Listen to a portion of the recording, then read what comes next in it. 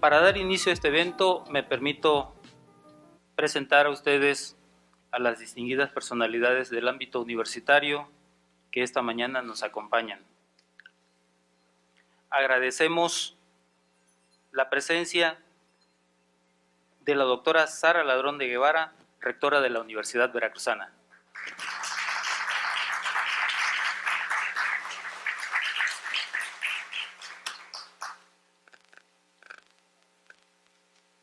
La principal organizadora de este evento y a quien agradecemos también su presencia, a la doctora Jacqueline del Carmen Jongitud Zamora, presidenta de la Junta de Gobierno.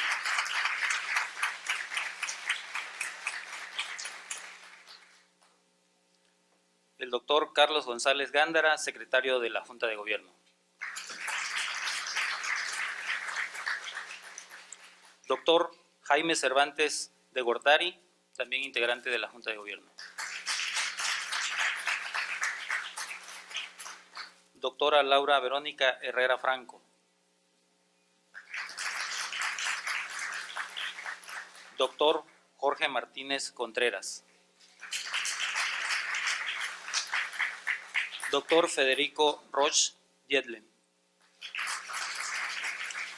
Todos ellos miembros de la Junta de Gobierno. También queremos agradecer la presencia de distinguidas personalidades exmiembros de la Junta de Gobierno, doctor Ragheb Chaín Revuelta.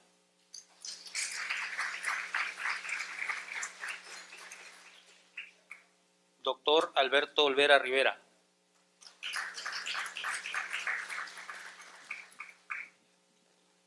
Doctor Roberto de Jesús Olavarrieta Marenco. Doctora Elena Rustrián Portilla. Doctor Santiago Vázquez Torres.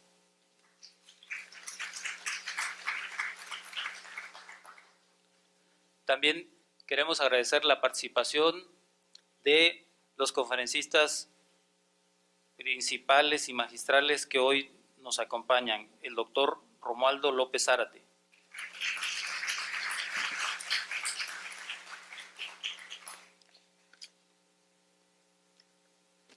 También nos acompaña el doctor Rolando Cordera Campos.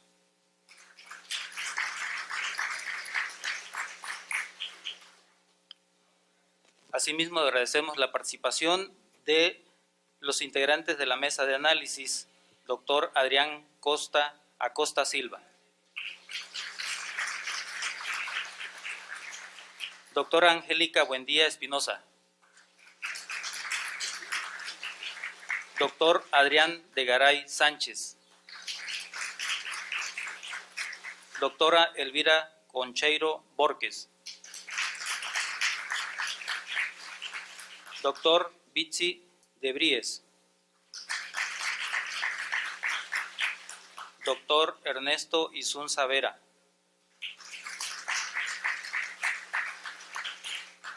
Queremos también aprovechar la oportunidad para agradecer la hospitalidad y facilidades brindadas a la doctora Guadalupe Noemí Huejara, directora de la Facultad de Arquitectura de la Universidad Veracruzana. El mes de octubre y el año 2018 circunstancialmente resultan significativos en la historia de las universidades y de los movimientos sociales. Por esta razón, el Pleno de la Junta consideró conveniente organizar este coloquio, pero para precisar con mayor detalle los objetivos de este evento académico, me permito solicitar la presencia de la doctora Jacqueline del Carmen Jongitud Zamora, presidenta en turno de la Junta de Gobierno de la Universidad Veracruzana. Reitero el agradecimiento de la Junta de Gobierno por la presencia de la doctora Sara Ladrón de Guevara, rectora de la Universidad Veracruzana, y de los miembros y exmiembros de la Junta de Gobierno. Agradecemos a la directora de la Facultad de Arquitectura, a su secretario y administradora, por las facilidades prestadas para la realización de este evento. Damos la más cordial bienvenida a los docentes, investigadores, creadores y difusores de la ciencia y la cultura que generosamente han aceptado la invitación de esta Junta de Gobierno. Agradecemos a los estudiantes veracruzanos del 26 de septiembre de 1968 que fueron víctimas de la persecución y encarcelamiento encaminados a desactivar el movimiento estudiantil en Veracruz y que hoy nos acompañan. A los estudiantes de hace 50 años, del octubre del 68, que están hoy aquí y que se han encargado con valentía y dignidad de mantener viva la memoria colectiva, les damos la más cordial bienvenida. Y a los estudiantes de la Universidad Veracruzana, que hoy nos distinguen con su presencia, les damos las gracias. Entre los movimientos de Córdoba y del 2 de octubre de 1968 pueden plantearse varios paralelismos. El más evidente, que fueron impulsados por jóvenes universitarios. El segundo, que plantearon demandas basadas en los valores de la libertad y de la justicia social. El Grito de Córdoba exigió autonomía universitaria, cogobierno universitario, libertad de cátedra, docencia activa y docentes calificados, gratuidad y democratización en el acceso a la educación superior y el compromiso de los universitarios con los problemas nacionales. El movimiento del 68 reivindicó la democratización del país, defendió la autonomía universitaria, exigió liberar a presos políticos y la no criminalización de la protesta mediante el delito de disolución social. Tanto Córdoba como el 2 de octubre del 68 implicaron el enfrentamiento de dos visiones de cómo vivir lo social. Por un lado, el modelo prevaleciente en su contexto, sociedades verticales, autoritarias, estrictamente jerarquizadas y dogmáticas. Y por otro, aquel modelo al que aquellos jóvenes aspiraban. Sociedades más abiertas, más democráticas, más dialogantes, igualitarias y basadas en el conocimiento científico y humanístico. Ambos movimientos ocupan un lugar privilegiado en la historia de los movimientos estudiantiles de América Latina y del mundo, porque han contribuido de forma significativa en la construcción de lo que hoy día se reivindica como el derecho humano a la educación superior y porque nos legaron una agenda cargada de valores y principios hoy plenamente vigentes ante los embates de la burocratización, privatización y mercantilización de la educación superior. Ambos movimientos son ejemplo de la asunción de la responsabilidad frente al tiempo que a sus actores les tocó vivir. ¿Cuál es nuestra responsabilidad frente a nuestro tiempo? ¿Cuáles son los retos que debemos enfrentar en materia de gobierno universitario y de participación universitaria? ¿En qué hemos avanzado? ¿En qué hemos retrocedido? ¿Y cómo podemos remontar estas pérdidas? ¿Hacemos honor a las primaveras caídas en Córdoba y Tlatelolco? ¿O por el contrario, deshonramos con nuestros actos a quienes con su riesgo y sacrificio alcanzaron la libertad para las aulas en las que hoy recibimos o impartimos cátedra? Estas y otras cuestiones subyacen a este coloquio, que es un espacio para la reflexión y el análisis sobre la gobernanza y la participación universitaria en las instituciones de educación superior del país, en el contexto actual y atendiendo a sus retos y su perspectiva. Para estas tareas contamos, con fortuna, con algunas de las más destacadas y de los más destacados investigadores del país en materia de educación superior, con los cuales, sin más preámbulo, les dejo para arrancar nuestra jornada académica. Provecho académico.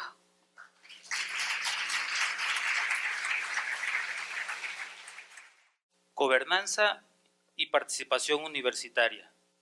Son dos términos que nacen en diferentes épocas y de manera independiente una de la otra.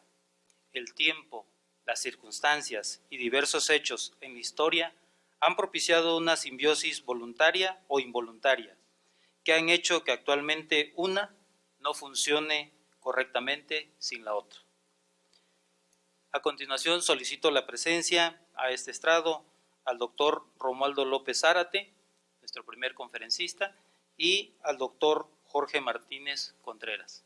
Es para mí un gran honor presentar a mi colega y amigo, el doctor Romualdo López Zárate, Él es una persona que tiene una gran formación en psicología, en sociología.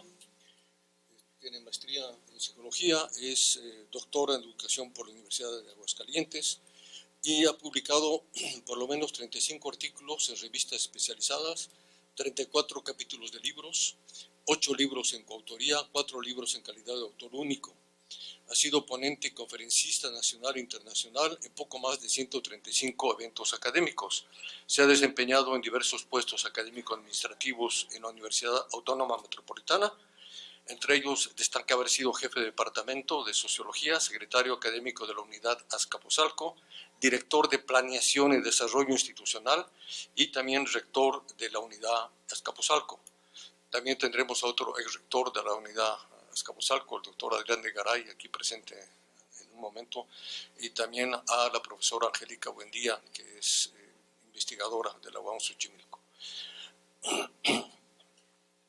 Ha fungido también como secretario de Análisis y Estudios de la Secretaría General Ejecutiva de la NUYES. Es miembro del Sistema Nacional de Investigadores, profesor con perfil deseable del PRODEP y uno de los más destacados investigadores sobre educación superior con que cuenta México. Y hablando de números 30 y tantos, leía en un libro que se va a publicar sobre la historia de la UAM, un libro de casi 1000 páginas en que es coautor con el doctor González Cuevas. Él mencionaba haber trabajado sobre 36 leyes orgánicas en México, y cuando leí la palabra 36 me hizo mucho gracia, porque en francés 36 quiere decir infinito, quiere decir innumerable. Entonces podemos decir que el doctor López Zárate es lector de innumerables leyes orgánicas de este país. Sin más, le doy la palabra al doctor López Zárate. Buenos días a todos y todas ustedes. Agradezco la presencia de la señora rectora de la Universidad Veracruzana, la invitación de la presidenta de la Junta, la doctora Jacqueline, de los compañeros de la Junta de Gobierno, los exmiembros, y sobre todo a profesores y alumnos interesados en estas cosas que a veces las ven lejanas en la universidad, pero creo que son necesarias. Muchos de nosotros cuando estudiamos jamás conocimos al rector y la verdad ni nos interesaba, ¿no? Nosotros lo que queríamos era que los profesores llegaran a tiempo, que nos entregaran nuestro programa de estudios, que hubiera un sistema de evaluación claro, que la biblioteca estuviera surtida. En mis tiempos, cuando yo ingresé a la universidad en 68, todavía no había computadoras, entonces no exigíamos ni laptops ni nada en la universidad, pero poco interés de buena parte de mis compañeros con los que conviví en la Facultad de Ciencias Políticas y Sociales de la UNAM. Nos enteramos quién era el director de la facultad, porque una vez le tomamos la oficina, pero no teníamos mayor presencia, muchos de mis compañeros, otros sí, ni interés en quién era el rector de la universidad. Pero yo creo que sí es importante, poco a poco uno se va dando cuenta de la posibilidad de transformaciones que puede emprender el gobierno universitario. Entonces agradezco que me den la oportunidad de participar en este evento y compartir con ustedes algunas ideas. Lo que pienso decir en el tiempo que me asignaron es hablar de algunos antecedentes. Bueno, la propuesta de la plática se la agradezco a la doctora Jacqueline.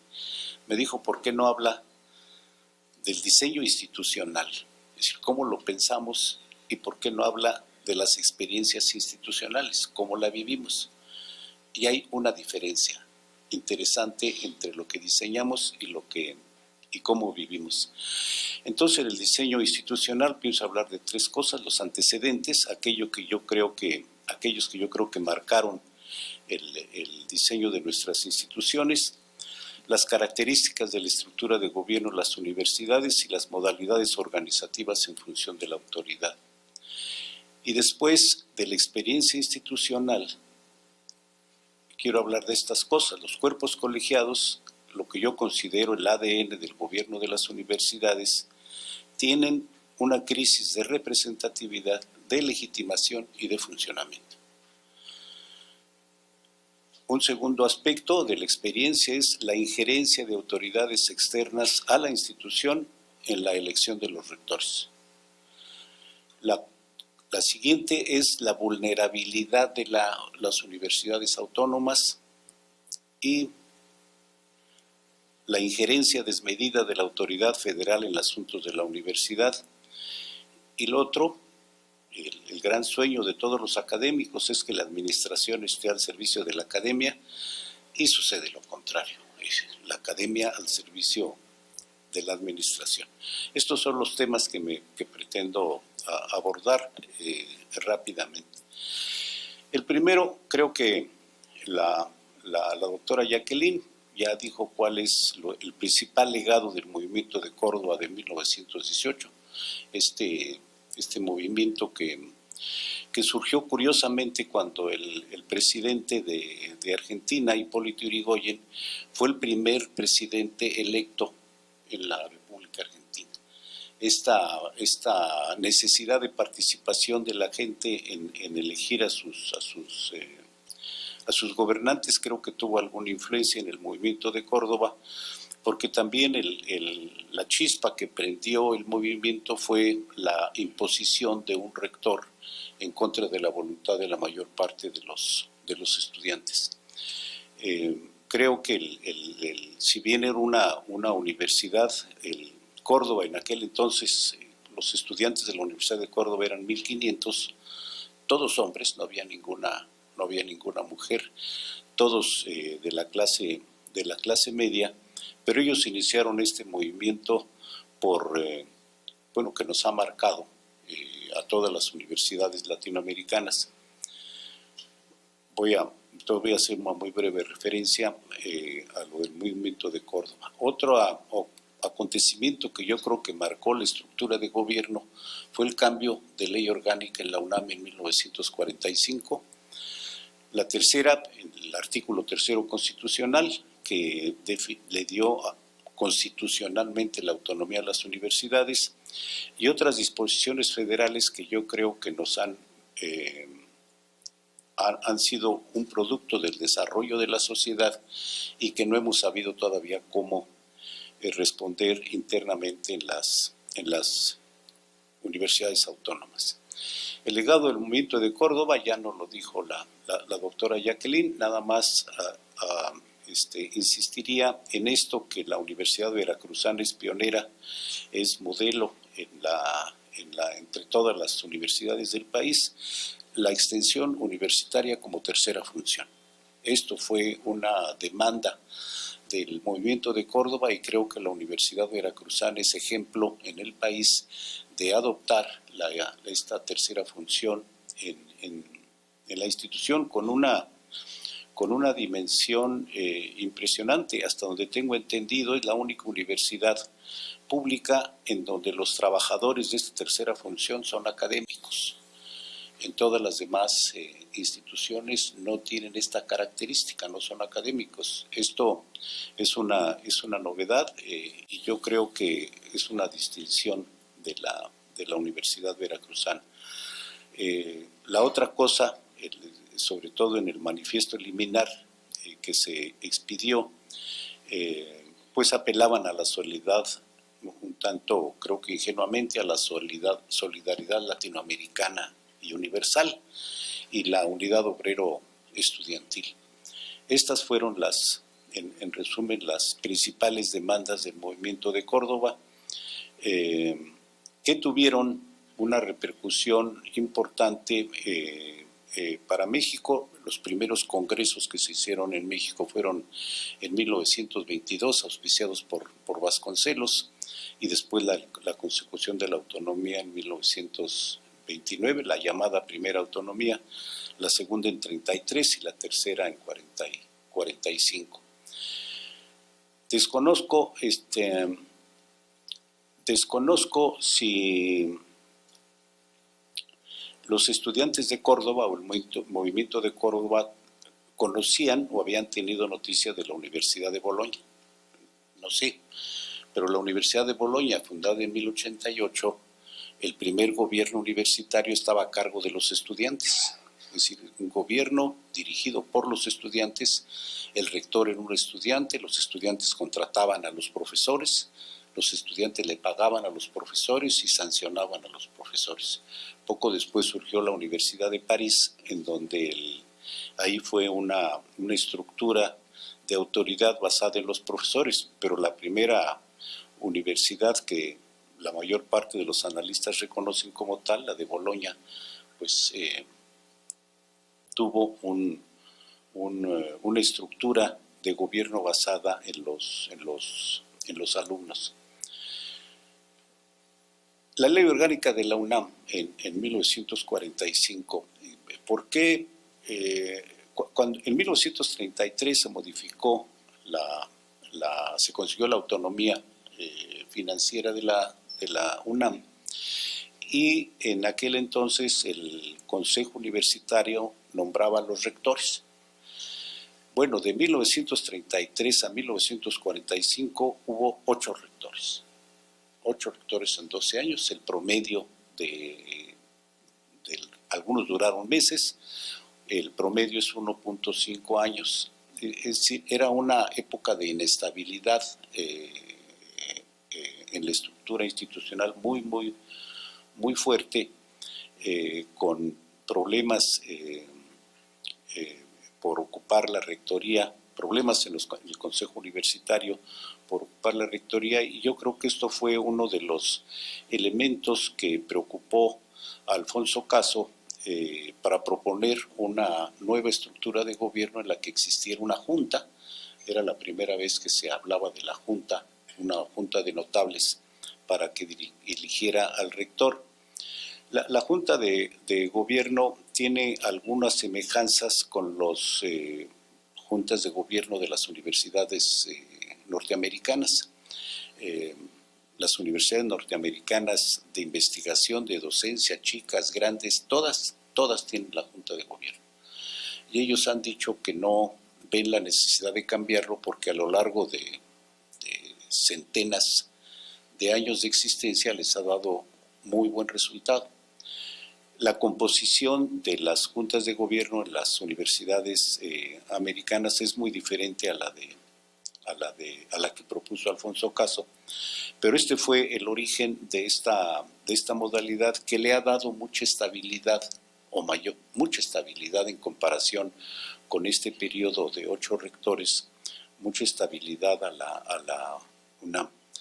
Es decir, 3 rectores de la UNAM han gobernado la universidad 24 años, es decir, han sido reelectos.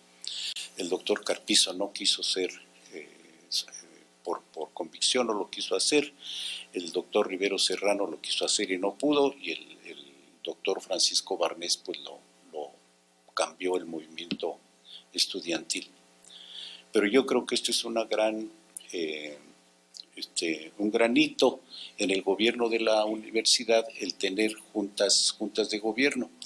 En América, en Argentina y en muchas universidades del continente, en la parte latinoamericana, se sigue con la costumbre de que la votación para el rector sea universal, secreta y directa. Ahorita vamos a ver algunas diferencias. Bueno, esta es la segunda gran influencia que veo en la estructura de gobierno que tenemos, que representó una opción a la que había. La tercera, pues el artículo 3º constitucional, en la que dice: las universidades tendrán la facultad y la responsabilidad de gobernarse a sí mismas. Es decir, vamos a ver más adelante cómo es difícil gobernarse a sí mismas, porque cada vez más tenemos injerencias externas para resolver asuntos de gobierno interno. Entonces, está muy bien, la autonomía nos da la facultad de gobernarnos a nosotros mismos, pero creo que no hemos sabido hacerlo porque no resolvemos los problemas que tenemos. Vamos a ver algunos ejemplos. La siguiente determinarán sus planes y programas, con muchos condicionamientos ahora, con todos los procesos de acreditación que tenemos. Fijarán los términos de ingreso, promoción y permanencia de su personal académico, y el otro, administrarán su patrimonio. Estos dos, el gobernarse a sí mismas y administrarán su patrimonio, creo, desde mi punto de vista, que han sido los más complicados para las universidades autónomas, porque tenemos una injerencia interesada, externa, que nos hace difícil cumplir esta facultad y responsabilidad. Y han aparecido otras disposiciones federales que nos han puesto también en problema. La Ley Federal de Transparencia y Acceso a la Información Pública Gubernamental, en donde están incluidas las universidades, no es opcional, tenemos que hacerlo, pues nos cuesta mucho, no sabemos cómo, si se invade o si no se invade las competencias, si se invade los asuntos personales. El hecho es que encontrar el sueldo de un rector está dificilísimo. Hay que buscarle, y algo que está preciso en la ley no hemos encontrado la forma de hacerlo, entre muchas otras cosas. Vino a alterar también, desde mi punto de vista, el gobierno universitario, el PIFI, el programa estrella de la Administración Pública Federal a principios de los años 2000, que nos revolucionó, aunque no necesariamente en el sentido que queríamos, pero que nos movió a todos el piso, nos movió.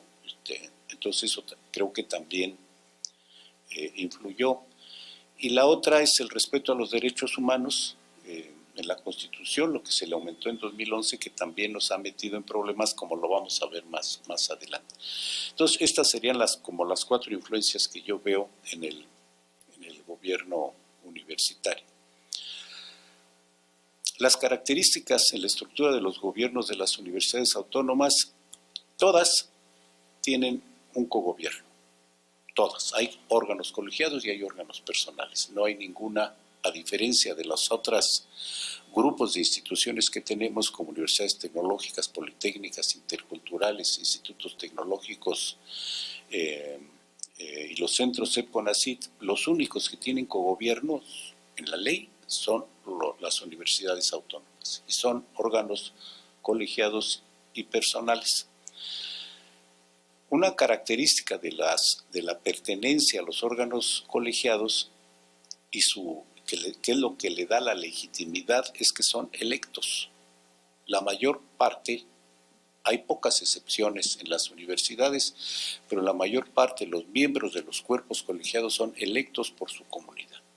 Los alumnos, los profesores, los administrativos, e incluso las autoridades no son designadas, a diferencia por ejemplo, del Politécnico Nacional, que el presidente designa al director.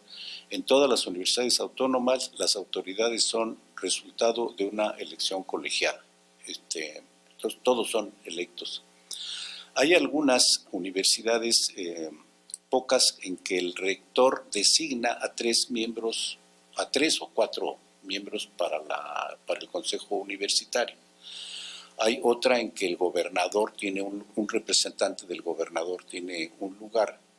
Hay otras en que los sindicatos tienen un lugar en el consejo, pero la mayor parte de los miembros de los consejos son electos. Y yo creo que esta es su fortaleza y también su debilidad, como lo vamos a ver más adelante.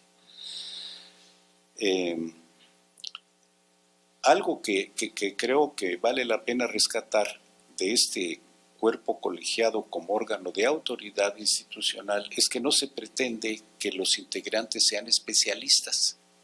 Es decir, no es requisito para ser miembro de la Junta el que sean abogados. y a veces los consejos parece ser una guerra de abogados, de quién interpreta mejor la ley, cuando los alumnos o los profesores van en representación de una comunidad y no está en los requisitos que sean abogados. Entonces, captar que el voto de un estudiante tiene el mismo peso que el voto de un doctor o que el voto del presidente del consejo, a veces nos cuesta trabajo. Pero es un órgano de representación y en cuanto representantes se convierten en una autoridad, es decir, velan no solo por los intereses de los que representan, sino toman decisiones a nivel de toda la universidad. Es decir, los planes y programas de estudio no son de una facultad o de un grupo, sino son una oferta pública de la institución y es votada por todos los miembros del consejo. Todos tienen facultades muy importantes en docencia, aprobación de planes y programas de estudio de licenciatura y posgrado, y las 24 universidades que tienen educación media superior, pues también los planes de educación media superior. En investigación también aprueban el presupuesto, aprueban las reglas del juego institucional, son los únicos competentes para legislar. Y tenemos algunas diferencias, como por ejemplo la elección de rector. ¿No? Todos tienen consejo universitario, pero no, la forma como se elige el rector es diferente. Entonces tenemos 20 universidades en que el consejo universitario elige al rector. 12 casos que es por una junta de notables, junta de gobierno, junta de directiva, en la Nicolaita le llaman de otra manera, comisión de rectoría. Por ejemplo, en la Universidad Nicolaita, la junta está compuesta por 5 rectores vivos, más 3 designados, un profesor, un alumno y un trabajador. Esa es la junta. El otro caso que llama la atención es la de Quintana Roo, porque ahí la Junta elige al rector, pero de los 11 miembros de la Junta, 7 los nombra el gobernador. Entonces, no es tan autónomo como se desea, ¿no? Y por votación universal, secreta y directa, tenemos 5 casos de todas las universidades. Esto marca una diferencia. Uno de los trabajos que hice, que no voy a relatar aquí, porque no es el caso, ¿hay alguna diferencia en el desarrollo universitario en función de quién elige al rector? ¿Habría algunos elementos objetivos que nos pudieran ayudar a definir cuál es mejor? Bueno, eso está en otro lado. Yo creo que las modalidades organizativas en función de la autoridad encuentro 3. Una autoridad concentrada en el consejo, es decir, el consejo legisla, el consejo designa autoridades y el consejo controla el presupuesto. Es decir, hay varias instituciones en que el cuerpo colegiado tiene esas facultades. No quiere decir que las realice él, pero tiene esas facultades. Hay otro conjunto de autoridades que tiene una autoridad distribuida. El consejo legisla y nombra autoridades, pero el presupuesto va a otro lado, el patronato. Y hay lo que yo ya llamaría una autoridad más democrática, en que el consejo legisla a través de múltiples cuerpos colegiados, la designación de autoridades está en otro lado y el control del presupuesto, control y manejo del presupuesto está en otro lado. Es decir, hay 3 órganos para distribuir la autoridad institucional. Pasamos a la experiencia institucional. La primera, los cuerpos colegiados, yo creo que es la principal herencia del movimiento de Córdoba y es donde radica la autoridad más importante de todas las universidades. Me parece que tienen una crisis de representatividad, de legitimación y de funcionamiento. ¿Por qué? Porque en entrevistas que hice a 12 rectores de diferentes, que fueron electos de diferente forma, unos por votación universal secreta y directa, otros por el Consejo y otros por la Junta, mencionan que es muy complicada la votación para elegir a los representantes. Hay rectores que dicen, yo organizo, yo digo, propongo, sugiero quiénes pueden ser los representantes de profesores y le pido a las autoridades que busquen quién puede ser representante de los alumnos. Entonces, si los sectores importantes de la universidad, alumnos y profesores, no participan en la elección de sus autoridades, pues el cuerpo de autoridad pues tiene un problema de representación. Esto lo quiero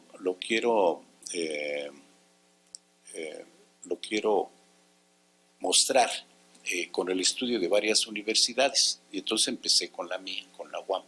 Les voy a dar los resultados de lo que llevo y después espero, que ha sido difícil conseguir los documentos, los datos duros de otras instituciones. Pero en la UAM tenemos esto. Bueno, antes dos modelos, creo que lo voy a decir muy rápidamente, el movimiento de Córdoba en Argentina, una de las características fundamentales que tiene es que, bueno, no tiene educación media superior, esto es una novedad mexicana, que algunas universidades tengan pegada la educación media superior y difícilmente se les va a quitar, ¿no? Es una tradición muy fuerte. Pero en Argentina la votación de los estudiantes y de los profesores es obligatoria. Y si no votan, hay sanciones. En todas las universidades mexicanas la votación es opcional. Vota el que quiera, el que no quiera no vota, y esto hace una diferencia muy, muy, muy fuerte. Es decir, no con esto quiero decir que en Argentina sea muy democrático, porque la influencia de los partidos es muy fuerte, pero sí es una característica diferente. Allá es obligatoria la votación, como también para la votación para presidente, y aquí es opcional. Y otra característica que ellos tienen, la mayor parte de las universidades, es que tienen un número límite fijo de miembros del consejo, de tal manera que son consejos en los que realmente se puede participar. En la experiencia mexicana, el número va variando en función de institutos, facultades que existen. Entonces se crea uno y hay más, y hay más, y hay más. Y tenemos casos como el de la Universidad Veracruzana, que son poco más de 300, en la UNAM, que son también más de 300, en la UAM se crea otra unidad y ¡pum!, llegan otro conjunto de representantes. Solo hay una universidad en México, creo que la de Zacatecas, en que dice el Consejo Universitario lo van a formar 100 gentes, y dice cómo se van a conformar esas 100 gentes. Pero las demás es muy, muy amplio. Bueno, el caso de la UAM. Miren, nada más para decir, hice un análisis a lo largo de 7 años, de 2011 a 2017, de cómo se votaba para alumnos y para profesores en diferentes periodos. Es decir, fueron 48 actas que revisé de Azcapotzalco, 48 de Iztapalapa y 48 de Xochimilco, lo que da un universo de las votaciones que tenemos en la universidad para elegir a los representantes del Consejo Universitario. ¿Cuáles fueron los resultados de estos años? Bueno, el tiempo de estudio fueron 6 años, el universo de estudio nomás fueron las 3 unidades más grandes. Es decir, el total de procesos que analicé fueron 246. Los resultados, en términos generales, la participación del personal académico es casi 5 veces mayor a la de los alumnos. Es decir, los profesores, bueno, tenemos la característica también en la UAM de que el 96% de los profesores son de tiempo completo, entonces pues esto favorece que participen. Pero sí es muy baja la participación de los alumnos, ¿no? El 9%, el 7%, el 6%. ¿Hay algún porcentaje que nos diga cuál es el adecuado para que sea legítima esta representación? Pues no lo tenemos, pero creo que sí es muy bajo en comparación con las votaciones que tenemos en otros ámbitos. Ahí pongo abajo cuál es la variación del porcentaje de los alumnos en Azcapotzalco del 7 al 11, en Iztapalapa del 3 al 5 y en Xochimilco del 7 al 11. Y también me interesa saber, tengo hipótesis, por qué la unidad Iztapalapa participa tan poco los alumnos. Del 3 al 5%, en la otra no son mucho, pero participan más. Y lo mismo se ve en el de los profesores. Las votaciones en Azcapotzalco van del 35 al 70 y en Xochimilco del 55 al 65%. ¿Por qué la diferencia entre las 3 unidades? Bueno, eso lo estoy viendo. Pero en Azcapotzalco, estas son algunas de las conclusiones. La participación tiende a la baja, es decir, año con año participan menos. Hay muy escasa competencia, la mayor parte de las veces, ahí pongo, en Iztapalapa se presenta casi siempre solo una planilla por departamento, no hay competencia.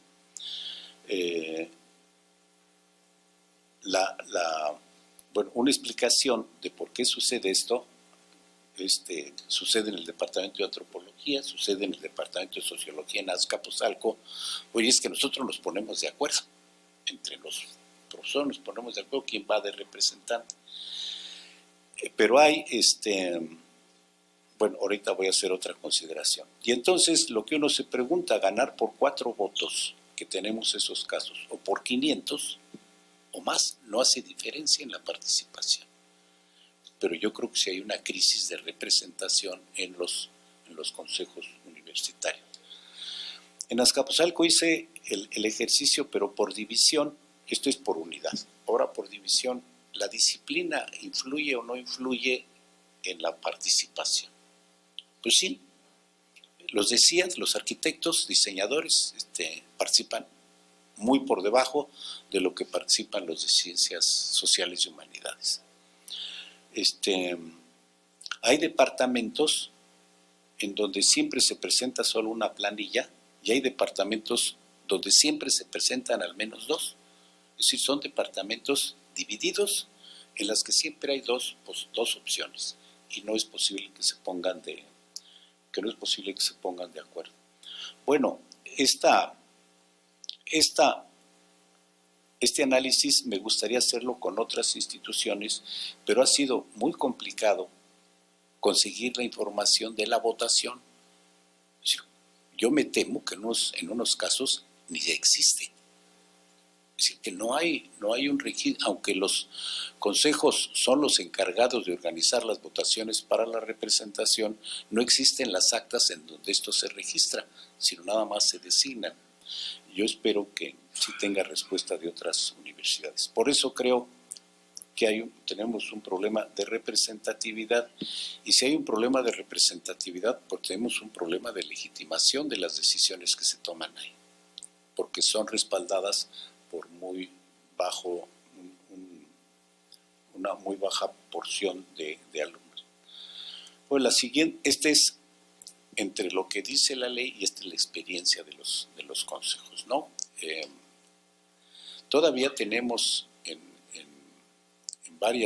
varios consejos universitarios en que los rectores se ufanan de que todo se consigue por unanimidad. No hay, todo lo que se somete a votación, el orden del día se aprueba y todo se obtiene por unanimidad. Dices, uno duda que en comunidades tan diversas, tan plurales, todo sea por unanimidad.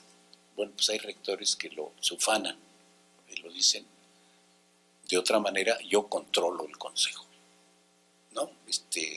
Cuando la esencia del consejo pues es la diversidad.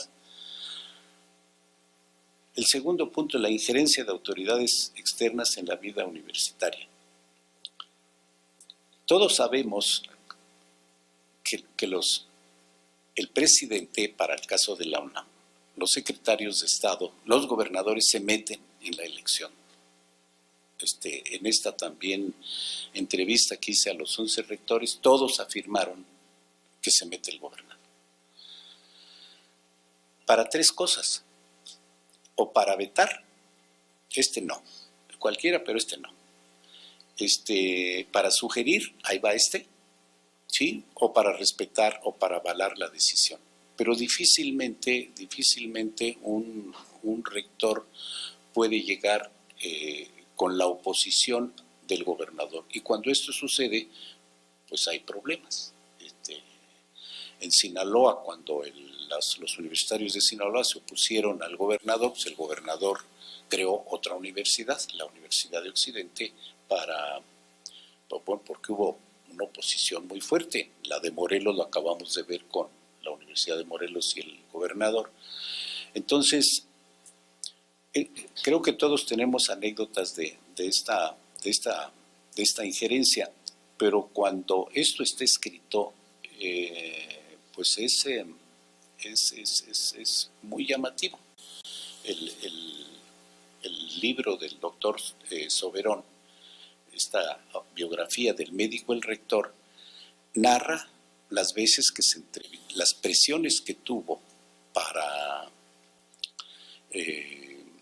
la reelección de Rivero Serrano. Por ejemplo, el doctor Soberón narra que lo llamó pues, el secretario de Educación, Reyes Heroles, que tuvo que entrevistarse con el presidente de la República para evitar que la autoridad gubernamental impusiera a Rivero Serrano. Reyes Heroles le confesó que el que había urdido todo esto había sido Bartlett.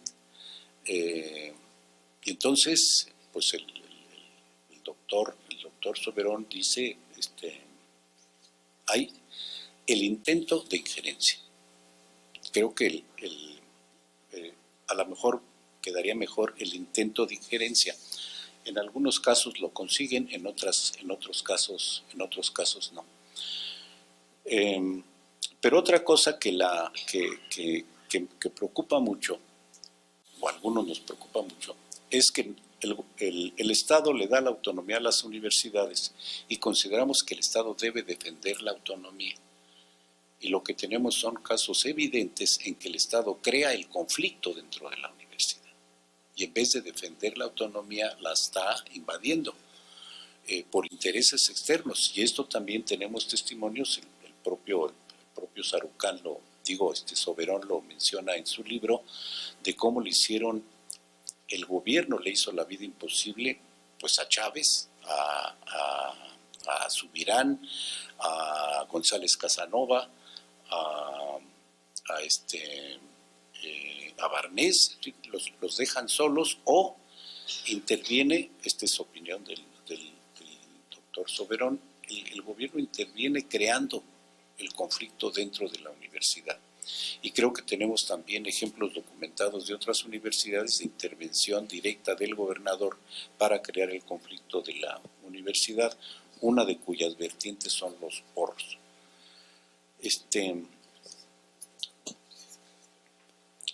En la entrevista con los rectores manifiestan algunos el partido, sobre todo el Partido Comunista en los años 80, fines de los 70-80, la decisión del rector era decisión del partido. Si se tomaba la decisión en el pleno del partido de quién iba a ser rector. Los sindicatos intervienen, hay universidades en que se les descuenta un monto a los profesores para apoyar a determinado candidato, para tener fondos para la campaña. Bueno, ¿cuál es el otro hecho que quiero señalar? Pues la vulnerabilidad de la universidad. Un convencimiento que tenemos, creo que todos los universitarios, es que queremos un gobierno por la razón, no por la fuerza, y nos oponemos a que exista una fuerza pública dentro de la universidad. Pero eso hace difícil las cosas, porque entonces tomamos acuerdos y no hay forma de que se cumplan, porque depende de la voluntad de los alumnos o de los trabajadores si se lleva a cabo o no se lleva a cabo lo que uno quiera. Entonces, gobernar por la razón no ha sido sencillo, y muchas de las tentaciones que uno tiene a veces como autoridad, pues es llamar a la policía, ¿no? O llamar a la fuerza del orden para que meta en cintura a los desobedientes. Es complicado. La otra vulnerabilidad es que tenemos nuestros propios órganos de control, deberíamos ser ejemplo de transparencia y pues no es el caso. Tenemos insuficiencia e inoperancia de los controles internos para el manejo de las finanzas universitarias, y el caso más grave pues es de las empresas fantasma. Esto que salió hace 2 años con 11 universidades, no 11 universidades, 11 instituciones de educación superior involucradas en un fraude multimillonario. Y eso nos lo viene a decir la Auditoría Superior de la Federación, y nuestros controles internos no sirvieron para nada. Se fue este desfalco, ¿no? La insuficiente transparencia y rendición de cuentas. Tenemos, creo, una injerencia desmedida del gobierno federal en la vida universitaria. Lo han documentado aquí muy bien los colegas, Adriana Costa, Vitze. Nos hemos sometido a un conjunto de fondos, ahí pongo algunos, no todos, a un conjunto de fondos en donde las reglas son externas, y nosotros nos hemos sometido al juego de esas reglas, de tal manera que, voy a exagerar un poquito, que las estrellas que tiene un rector es en la medida en que pueda aprobar todas estas programas externos, ¿no? Que tienen sus problemas, porque yo creo que están minando la vida universitaria, y sí están minando la autonomía de las universidades.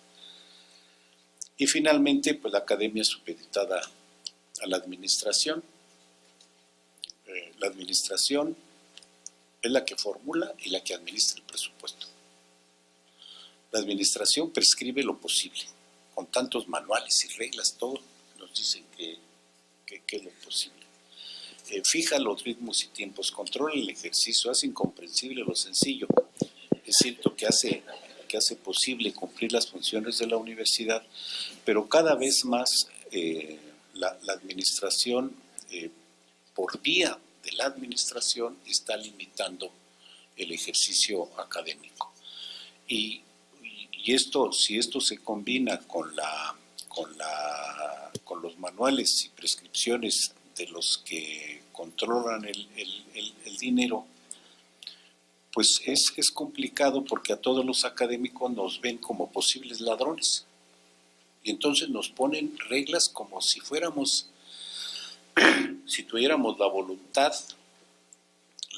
de robarle a la institución, y por unos casos que han surgido, todos nos vemos sometidos a eso, ¿no? Entonces, bueno, creo que estos son algunos ejemplos entre el diseño institucional y lo que sucede en la realidad. Yo quiero terminar, bueno, además de agradeciendo la oportunidad de conversar con ustedes estas cosas, con una reflexión sobre mi participación en la Junta de Gobierno de la Universidad Veracruzana, que me fue muy rica. Creo que una de las experiencias más valiosas que he tenido en la vida universitaria. Pero sí quiero mencionar que cuando Rolando, fuimos colegas en la Junta de Gobierno con el doctor Sarucán, con el doctor Miguel Limón. Propusimos una nueva ley de autonomía y la trabajamos y desde nuestro punto de vista, tratando de recuperar la experiencia de la Junta de Gobierno, proponíamos una ley de autonomía mucho más horizontal. Es decir, nosotros proponíamos que la Junta de Gobierno no administrara el presupuesto, que eso debieran serlo otro tipo, no la Junta de Gobierno, que son más académicos. Y entonces en nuestra propuesta era pues, recuperar lo que tiene la UNAM, la UAM, un patronato en que los miembros del patronato fueran nombrados por la Junta, pero que ese patronato, independiente del gobierno personal y de la Junta, se hiciera cargo de todos los asuntos del dinero. Proponíamos en esa ley en esa propuesta de ley, que la Junta debiera nombrar a los vicerrectores y no a los secretarios. Es decir, que los secretarios sea una responsabilidad de la rectoría y que ellos los nombre. Actualmente la Junta nombra a los secretarios de la terna que le presenta el rector. Proponíamos más cuerpos colegiados dentro de la universidad.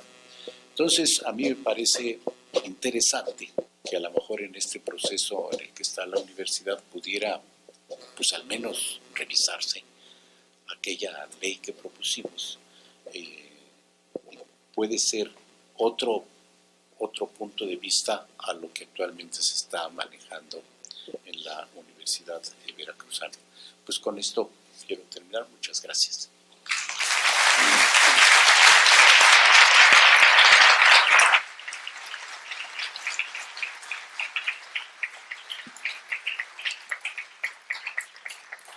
Le agradecemos mucho al doctor López Zárate por esta muy interesante conferencia. Tenemos un tiempo de 15 minutos para preguntas, no comentarios o miniconferencias. Por favor, hagan sus preguntas y las responderá dentro del tiempo el doctor López Zárate. Sí. Buenos días, mi nombre es Jesús García López. Me gustaría consultar al doctor si tiene alguna opinión respecto de el diseño institucional del equivalente a Contraloría u órgano de fiscalización superior dentro de una universidad autónoma y su posible ubicación dentro de estos tres elementos que usted distinguió. Miren, yo creo que esta ley federal de transparencia, que me parece todos estamos de acuerdo en que las universidades que manejamos dinero público deban ser ejemplo de transparencia. La actual estructura que tenemos creo yo que no hemos encontrado la mejor forma de hacerlo. Las contralorías, un paréntesis, en el libro del doctor Sarucán, salió primero el libro del doctor, la biografía del doctor Soberón, el médico, el rector, y después el doctor Sarucán sacó el año pasado el libro Desde el Sexto Piso. Y él narra un enfrentamiento que tuvo con el patronato.